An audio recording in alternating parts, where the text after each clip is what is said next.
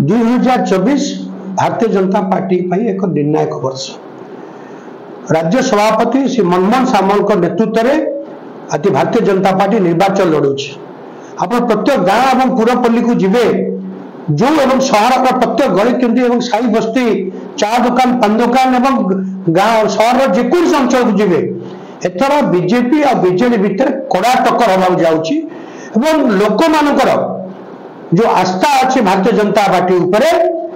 प्रत्येक अंचल को आप जीवे एथर बीजेपी प्रत्येक जगह निज जितापट कर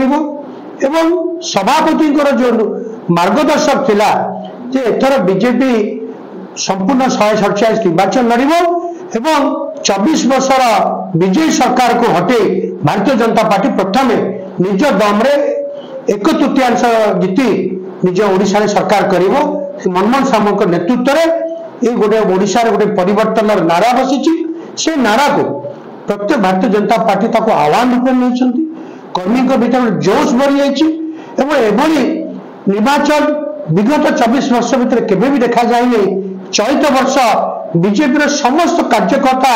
पूरा दृढ़ सहित एकजुट होती विजयी सहित लड़ाई जो शक्ति जोगाड़ कर आशावादी अच्छु भारतीय जनता पार्टी प्रत्येक जगह सरकार कर प्रत्येक कन्स्टिट्यूएंसी जितब और जो मिशन 80 जो नारा थिला से मिशन 80 को पार कर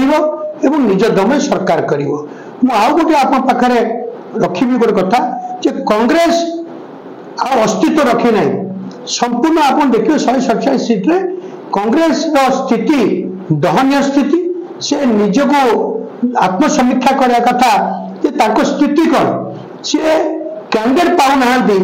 एत विलंब कैंडिडेट दौरान आप जापर प्रार्थी ना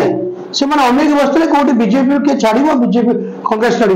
कौन सी जगह आप देखिए कहीं कांग्रेस को ओडिशा रे पसंद करूना कांग्रेस को ओडिशा गोटे प्रकार बॉयकट कर दिखाई बीजेपी और बीजेडी भितर डायरेक्ट लड़ाई होगा जाऊँगी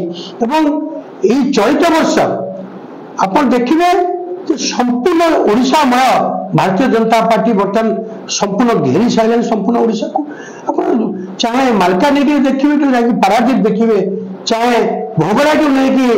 चिकिटी पर्यटन देखिए संपूर्ण पूर्व ओडिशा उत्तर ओडिशा दक्षिण ओडिशा पश्चिम ओडिशा भारतीय जनता पार्टी लहर सबु जगह अच्छी। प्रधानमंत्री जो योजना थिला ओडिशा रे संपूर्ण रूप फलाफल होती ओडिशा रे प्रधानमंत्री को विश्वास करछंती माननीय गृहमंत्री मार्गदर्शक भारतीय जनता पार्टी लोग आह्वान नहीं केंद्रीय सभापति जेपी नड्डा जो ओडिशा प्रति जो माने प्लानिंग थिला निर्वाचन शैली से शैली भारतीय जनता पार्टी कार्यकर्ता समस्त एकजुट होती ओडिशा भारतीय जनता पार्टी गोटे स्ट्राटेजी लड़ुची आज निर्वाचन देखिए ओडिशा रे प्रत्येक अनुकूल रे भारतीय जनता पार्टी बीजेडी ठारू संपूर्ण रूप आगे अच्छा बीजेडी दिनक दिन खसुची बीजेडी जो आप देखिए भारतीय जनता पार्टी रे प्रत्येक दिन देखिए बीजेडी लोक छाड़ी भारतीय जनता पार्टी जॉइन कर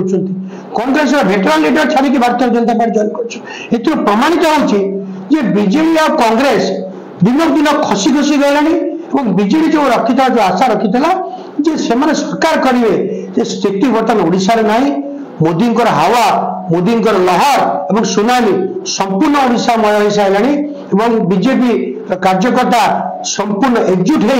चलित 2024 निजको शपथ खाई ओडिशा रे सरकार आणबू